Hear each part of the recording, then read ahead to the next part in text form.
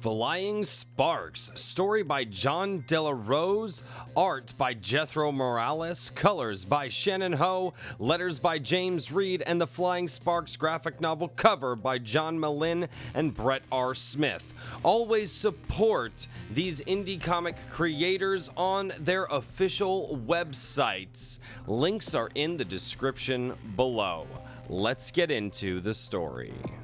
Ladies and gentlemen, my name is Royce, and welcome back to A Drink with Crazy. We are covering Flying Sparks by Jon Del Arroz, and this is an interesting little story from a comic creator that has been recommended to me by a lot of people. Now, some people like JDA, some people don't. I am indifferent to him, but I ended up with this free comic off of his website, and I thought, you know what? Why not cover it here on the channel? So, hopefully you guys enjoy the story.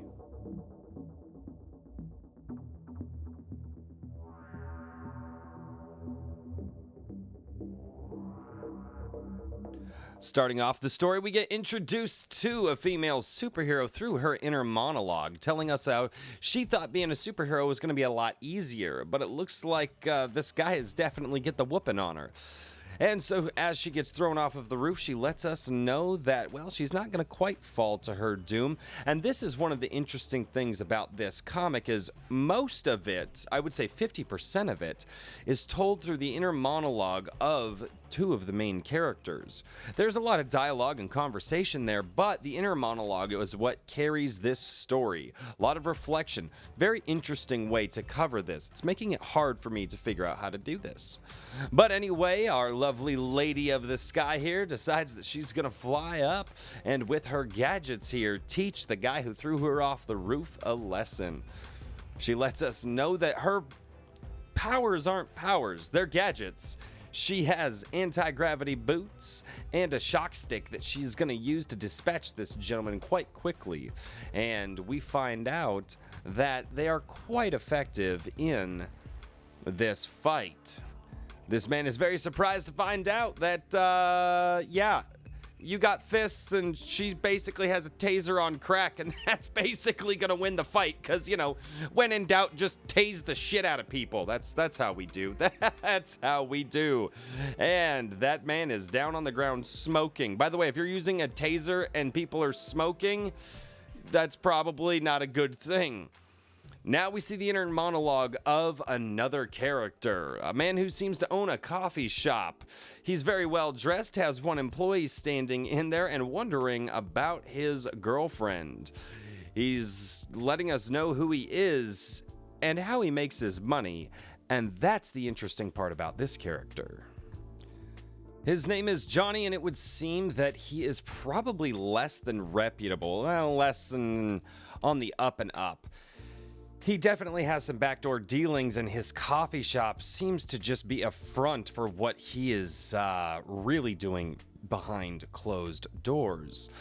How does he get into the mix with our female superhero, though? It would seem, based off of the way that the thought bubbles and the inner monologue has happened here, that these two have some sort of a relationship with each other and possibly even a more romantic one. It looks like here that a man bursts through the door and is offering him some art and telling him that he might be able to move this artwork and make sure that this artwork fetches him a good price. Also, he's wondering about the superhero fight on top of the roof here and wondering if that's going to be bad for business. Obviously, all of this here seems quite shady, especially with the way that this is all drawn, and all of this seems quite... well, it seems like they're foreshadowing a lot here in that scene. Johnny seems to take pride in the fact that the guy who just handed him a painting is super, super wealthy, but really likes to get into whatever crime this is for the thrill of it all. I guess money really can't buy happiness, and some people just have to get their kicks elsewhere. Bursting through the door seems to be the girlfriend, Chloe. She runs inside, asks where John is, and the two gentlemen happen to notice that there's something going on with Chloe's face, and they're kind of wondering what's up. However, it seems that Chloe and Johnny have entered into some version of a star-crossed relationship based off of some of the secrets that they're keeping from each other. You see, we were introduced to Chloe in the first pages of this book, and we were introduced to her extracurricular activities of trying to be a superhero. And Johnny seems to have some extracurricular activities that he likes to call business meetings. So this relationship is definitely off to a little bit of a rocky introduction, at least as far as the comic book is concerned. I think all of us can say that it's safe to assume that any time that you're lying and keeping secrets from your significant other, probably not going to turn out the best. So there's a lot of foreshadowing here in the first part of this book. But anyway, Chloe goes to visit her best friend, Hannah, to see what she thinks. And, well, Hannah's thoughts are just like, hey, you know what? He's probably sticking it in some other chick. That's what guys have done to me in the past. So Hannah seems to be a little bit more on the negative side of what's happening in the relationship and not quite understanding that there is some deception and cheating going on, but it's not that kind of cheating. It's the kind of cheating where the guy is hiding things and not revealing his true intentions. He's cheating on her with crime, not with other women. Still a terrible thing to do. But it would almost seem like this whole relationship thing would get a lot better if, they weren't lying to each other about who they were. Drama, drama, drama. Always with the drama. Back to Paul and Johnny, they're talking about Chloe cheating on him now. Oh my God. Oh, it's like being back in high school again. Oh. But you know what? I know adults that live this crap too. Paul's thinking, hey, she's a good girl. She's not going to be, she's not going to be cheating on you. She's probably into roller derby. That's where her bruises are coming from. I've actually known women in my life who've been in roller derby, and my God, they get really beat up. If you saw a woman playing roller, you would be like, oh my God, her husband's the worst thing on the planet. And then you actually see them play roller derby. My goodness. Yeah, no, not for this guy. Whew. But no, it just, okay, so we're getting introduced to how this couple is going to be getting their relationship on. Because, again, hiding things is the most healthy thing to do. God, Lord. All right, let's continue. Jumping back to Chloe, she is at her college where she's talking with her professor and revealing the secret to her being a superhero. Meta Girl is all about the gadgets that she gets from her professor and what he does. Now, this man seems to know her extracurricular activities and is helping her to do this, but that could be very dangerous because for a non-superpowered being, going out there and doing this stuff seems like it could be highly, highly dangerous.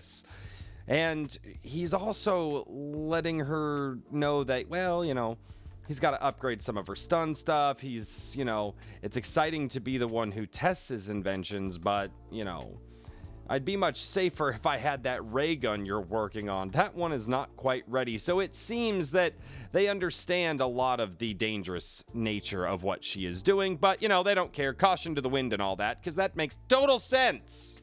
Oh my God. Oh, why do college people have to be so stupid? Going back to Johnny, we see that he is arriving at this infamous business meeting. He's sitting there thinking about Chloe, wondering what's going on, but realizes, no, he needs to bring his A game to make sure that he can seal this deal, whatever the deal is, when it comes to this painting. I still think that there is some nefariousness to Johnny, and he's probably not the best guy for Chloe, because I'm just going to root for Chloe. She seems like a nice girl. She wants to be a superhero, so she's definitely stupid because she doesn't have superpowers, but I'm rooting for Chloe on this one. Who knows? Maybe Johnny's not as nefarious as I think he is. Entering the mansion for the buyer, he meets the butler, who escorts him into a private room. He says, Mr. Frank collects art. I may walk away from here with a cool $5 million. Man, this guy is making money on the side. But it's all about where he's getting the artwork from, isn't it? Because we know people like this tend to not be on the up and up. He shows off the picture to the very rich man, Mr. Frank, and says it's a real Rembrandt. And then the conversation continues. The wealthy man says, I've got a very interesting item myself. It could be of great value. Might be extraterrestrial in origin. He says, but it's the last thing you'll ever see. Pardon me, Johnny says.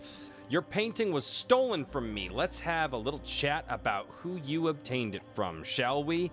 And now we come full circle. And this is why you don't do crime, kids. Because you might get, a boom boom pulled and pointed at you. YouTube doesn't like it when you say the other word. But yeah, you might get a pistol pointed at you if you go into crime, children. So don't do that. Stay good. Follow the rules. Catching up with Chloe during all of this, she's flying around and thoughts of Johnny are going through her head. She's worried about him being alone and she's just wanting to find something productive to do. Then all of a sudden, Meta Man shows up, and now so we have somebody who seems to be named very similarly to her, Meta Girl. But she decided to name herself from him, even though she didn't have powers. Her superhero name was inspired by this guy. He stops off and asks, hey, can you help me out? There's something that I have to attend to, but there's this lower level stuff going on below. Can you help me out? She was very surprised by this because Meta Man doesn't seem to ask her for help ever. So this is one chance that she has to go prove herself. On the other hand, Johnny is having to prove himself in a completely different way. He's being asked about his source, where the painting came from, and he's not gonna give it up. And this gets to become a very violent encounter as the pistol goes off and Johnny's trying to get away, and he's thinking to himself that Paul is right about him having a little bit of a secret identity and how he's involved in more than what meets the eye. But he is worried about what's going on, and he says his hand might get forced by Mr. Frank. That's an interesting way to phrase it. You're getting shot at, and your hand is going to be forced. Oh boy, that's some foreshadowing there. As the encounter goes on, Johnny steps into action, taking a swing at Mr. Frank, but Mr. Frank ain't afraid of that. Punches Johnny in the face and draws blood. Even thinking to himself, that's gonna leave a mark. He's trying to get Mr. Frank to calm down, tells him he's being irrational and he didn't steal the painting. But Mr. Frank keeps pressing. Who did? Who is this person that stole Mr. Frank's painting? And he needs to find out so he can exact his revenge. Metagirl, taking pride in her assignment, sees how some thug is out there trying to steal from some poor bystander. The thug is sitting there talking about his powers, but never forget that Metagirl, or Chloe, is a very, very smart young woman and says, look, if you actually had powers, why do you need a gun? And then he pins her up against the wall, and he's like, you won't send me away this time. And she says, you need help. This scene is really interesting because Chloe yet again realizes her physical limitations, not being a powered individual, and says that she really should take some MMA lessons to get better at doing this whole crime fighting thing. Again, smart girl, but just dumb. She's got a heart bigger than most because she wants to save people and protect them. But man, if you don't got the superpowers, don't try to be a superhero. Nevertheless, her gadgets come to save her again, and she is able to dispatch the trash. As she mentions, no, I really need to work on my trash talk. Sorry, the trash, he lands in the trash. That's where I get it from. He's trash. Villains are trash, so we just know that. And she is feeling very accomplished that she was able to, well, take care of the situation, although she recognizes her own faults. The bystander decides he's gonna run off, saying this whole city's full of crazy, and she shouts out, "You're welcome," because the guy was absolutely not appreciative, and I totally get that. She's just trying to do the right thing, and it seems that nobody's really appreciative of it. Getting back to Johnny and Mr. Frank, their encounter is getting harder and harder. Mr. Frank knocks Johnny to the ground, said, "You should have given me the thief's name when you had the chance." And Johnny thinking to himself, I hate to have to do this. I don't just hold my clients' names in confidence. I keep a big secret of my own. Boom! All of a sudden, Johnny is electrifying Mr. Frank with his hands. No tasers, no nothing. Johnny has a very, very big secret that he just revealed. Holy crap! With blood splattered all over the floor, Johnny decides that he's gonna take that little stone away from Mr. Frank. He's thinking to himself, it's never good to kill someone in my business. No one would work with me if they know I quickly fry them. And just decides he's gonna leave. He's just gonna leave. He's gonna leave a dead, bloody man on the floor and just go on about business as normal. I think Johnny is definitely not good for Chloe at this point. Holy crap. Crossing past one of the henchmen of Mr. Frank, that guy sees what happened in the room and shouts, "Oh dear." Not wanting to kill this guy, he says he's thinking to himself, I don't want to kill an innocent. Call me old-fashioned, but it's a code of honor thing. I just need to get back to the shop and calm down. So, again, he seems to be a thief, and a thief with honor. I don't know how to feel about that. Kind of old school, kind of old-fashioned. I've always loved stories like that. But Johnny is definitely keeping some serious stuff from his girlfriend. Back at the coffee shop, we see Paul, Hannah, and Chloe all having a conversation. Chloe's wondering if Paul's back from his business meeting yet, and I don't think that he is. He just arrived a few moments ago, should be in his office. Oh, he did arrive back. Okay, well, yeah. All right, maybe I should read before actually commenting on this. But anyway, so she goes back. She's going to go see him, leaving Paul and Hannah to hang out in the coffee shop. There's some more foreshadowing there. I'm wondering what's going on. And Paul makes the notice too many secrets are bad for any relationship. And they get to talking about all of that. And Hannah wants to know what Paul's secret is. Oh boy, Hannah's trying to get some of that, Paul. Go get it, girl. Go get it. Upstairs, Johnny's putting the painting away and Chloe comes in asking him what it is. It was given to him by a client, he says, and they start talking about how they were definitely mistrusting of each other. She thought that the business meeting was a lie, and he agreed that he thought that, she was doing something more than just schoolwork, but he knows that school is important and she's very busy. They both send their apologies, and it seems that they end this story with a kiss. So that's it for the first part of Flying Sparks from Jon Del Arroz. What did you guys think about this little storyline? What do you think about the way they're handling the relationships, the way they're handling the characters, and what do you speculate is going to happen in the future? I am hoping, because I think there's like 4 or 5 volumes out of this right now. I'm wondering if Chloe and Johnny are going to be put on the opposite ends of the law from each other, and I'm really interested to see how that plays on their relationship. So let me know what you guys think down below, and I appreciate all of you being here. We will see you on the next one. Cheers, everybody. Thank you all so much for being here on A Drink with Crazy. If you guys like the content, make sure you guys hit the like button, subscribe to the channel, and then hit that share button and share this with everyone you know.